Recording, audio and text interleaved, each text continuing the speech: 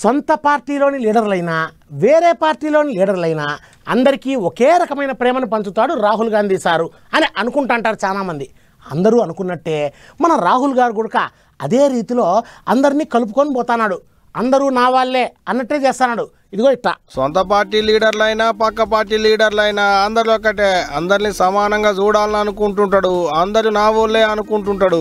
అందరిని ఒక్క తీరుగానే మందలిస్తుంటాడు రాహుల్ గాంధీ సారు అనుకుంటుంటారు చాలా మంది. దానక మంది అనుకున్నట్టే సారు సుత అందరిని ఒక్క తీరుగానే చూస్తున్నాడు. సొంత పార్టీ కాకపోయినా తమిళనాడు సీఎం స్టాలిన్ సార్కు తీయడి మైసూర్ పాకుల డబ్బాని కొనక్కపోయి ఇచ్చొచ్చిండు. అసలు ముచ్చట ఏందయ్యా అంటే లోక్సభ ఓట్ల ముంగట రాహుల్ గాంధీ సారు తమిళనాడు రాష్ట్రంలో ఉన్న కోయంబత్తూర్లో తిరుగుతుండే కదా. అగో అట్ట తిరుక్కుంటనే నడిమిట్ల కూటమిల పొత్తుల సంసారం చేస్తున్న డిఎంకే పార్టీ పేప తమిళనాడు సీఎం స్టాలిన్ సార్ కొరకని తీయటి స్వీట్ల డబ్బాను కొనకపోయి ఇచ్చొచ్చిండు. అంతేకాదు సారు కాన్వాయ్ పోతుంటే నడిమిట్ల కాన్వాయ్ నాపి రోడ్డు పక్క పోయింటున్న డివైడర్లు దూకిపోయి స్వీట్ డబ్బా కొన్నాడట.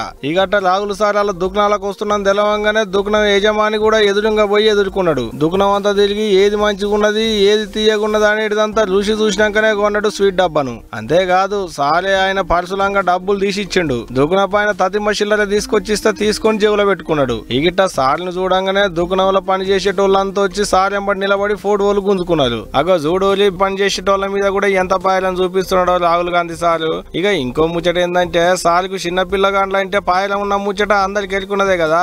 అగో అట దుకాణం లోపలికి పోతా నాయన సంకలున్న బుడ్డ బుజ్జిని బుగ్గలు బయటికి గిచ్చుకుంటా మురుసుకుంటా లోపలికి పోయిండు సారు. ఇక ఇదిట్టుంటే సార్ అలా దుకాణానికి వచ్చిండని దుకాణ యజమాని కూడా మస్తు మురిసి ముప్పందు అయిండు. ఇగో ఇట్ట గంత పెద్ద లీడర్ అయ్యిండు కూడా కారు ఆపుకొని దుకాణం లోపలికి పోయి బేరం చేసి తీయటి స్వీట్లు కొనుక్కొచ్చుకున్నాడంటే గొప్ప ముచ్చటే కదా.